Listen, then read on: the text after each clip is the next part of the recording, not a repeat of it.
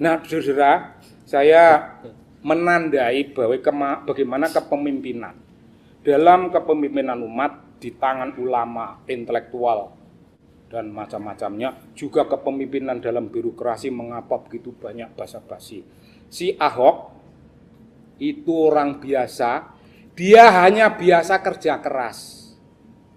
Dia hanya biasa mengabdi. Dia hanya biasa melakukan apa yang layak dilakukan. Dia biasa terbuka, tidak bohong. Hidupnya dikontrakkan.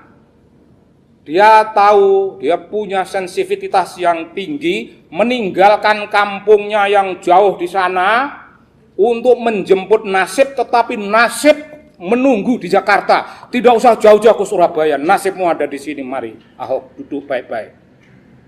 Dia hanya melakukan itu dengan kejujuran, dengan keterbukaan, dengan pengabdian. Dikritik oleh Anies, tidak cukup, saya berfilsafat. Filsafatmu itu harus diterjemahkan dalam tindakan menjadi yang dilakukan Ahok. Ahok nggak perlu filsafat, karena tindakan Ahok melahirkan filsafat. Loh, jangan dikira saya bohong. Saya akan buktikan bahwa tindakan Ahok itu melahirkan filsafat. Itu filsafat apa yang dilahirkannya? Filsafat politik. Namanya apa? Good governance. Filsafat politik itu Ahok tidak tahu konsep good governance, dia nggak sekolah-sekolah untuk sofistikasi omong kosong begitu. Itu urusannya profesor lah. Urusan orang-orang terpelajar itulah. Ahok nggak peduli, yang dia peduli ialah saya ingin hidup menjadi tangan Tuhan. Sekedar tangan Tuhan. Mengabdi. Dikritik oleh Anies, wah itu kurang filsafat. Filsafat apa? Dia sudah melahirkan filsafat good governance. Barang siapa menjadi pemimpin birokrasi dan berfilsafat, dia menjauhkan cita-cita dari dirinya, menjauhkan cita-cita birokrasi dari rakyatnya, dia menjauhkan public service dari birokrasi kepada rakyat, dia menjauhkan segalanya dan memuliakan dirinya sendiri. Saya kira baiknya kampanye tentang mengembalikan ruh kemanusiaan, keadilan dan kebenaran, kampanye kita di ruangan ini ratusan orang.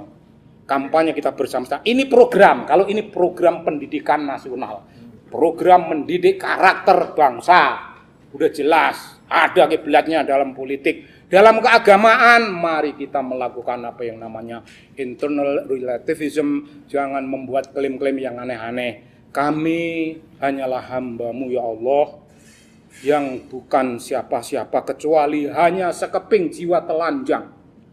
Yang kerjanya meminta dan meminta, tidak ada habis-habisnya. Dan kalau Engkau tidak memberikan, kami akan meminta lagi. Terus menerus bersujud. Dan akan ada momen pintumu akan terbuka. Kali ini pintumu kau tutup, tapi besok dengan tasbihku pintu dibuka dan diberi izin untuk tahu sedikit.